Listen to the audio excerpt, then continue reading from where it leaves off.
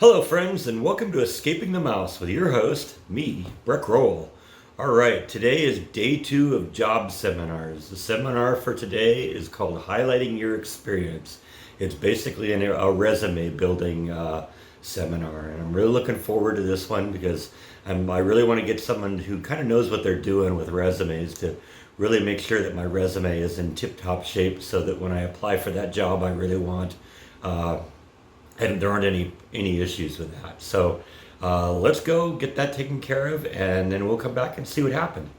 All right, so I am here. The one thing I'm really looking forward to or hoping for today is that I have the same instructor as yesterday, and like yesterday, it's just me and the instructor. I got so much out of that yesterday, just not having to compete with other people, and I hope that happens today because I really need some one-on-one with my resume. So let's see how things go. All right, I'm done with seminar number 2. That was also very, very productive.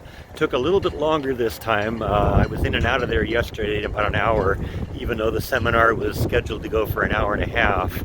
But I wasn't one-on-one today. There were 2 other students in the class with me, and they needed some help too. But we got my cover letter and my resume updated. I got to go home now, turn it into a PDF, but then I'm going to send it off to that company. We'll see what happens. Wish me luck. And as an added bonus, there were no crazy people yelling at their phones to interrupt my take. Take what you can get, right? So this is the final product of the seminar today. I got a nice new cover letter, which is ready to go. Sorry, I'm covering up some of the confidential information. You know, my name, address, telephone number, all that stuff down here. Name of the company I'm applying for up there.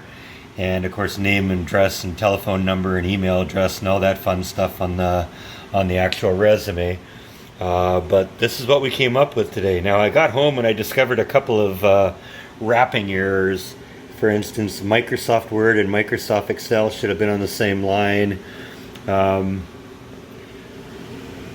Over here at ODC, I included the name of the company, the name of my position, the city, but I forgot to include the date. So I have fixed that on the document, and I have fired off my resume now to the company that I'm applying for. So yeah, fingers crossed here, that I get this.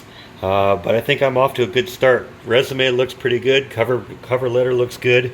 It's a different format of a resume than I've done before, and so this was really beneficial, and I'm glad I did this.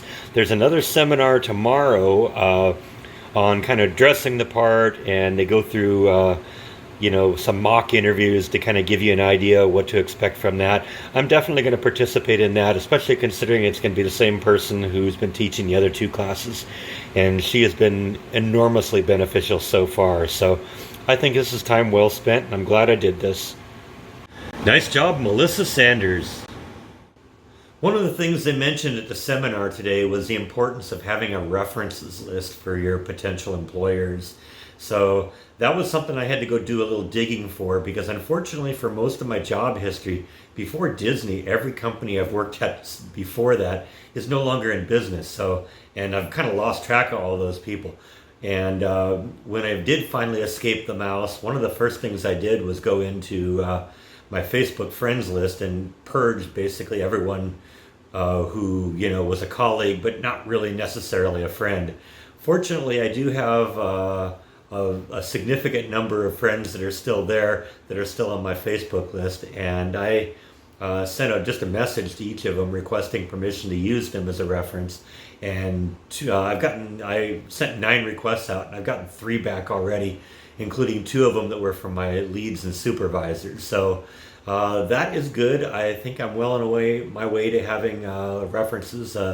The seminar said I should have 3 or 4. So if I have what I have, then that's great. And if I get another one or a few more, then I can kind of pick and choose. But the people I chose were, I thought, all good quality people who could tell me, could relay to potential bosses, about my work ethic and am I a disciplinary problem? Do I come in late? Do I get into fights? Whatever. And like I said, they got to do that. But like I said, these people are my good friends, and So I think they'll be able to do very well for me from the reference standpoint.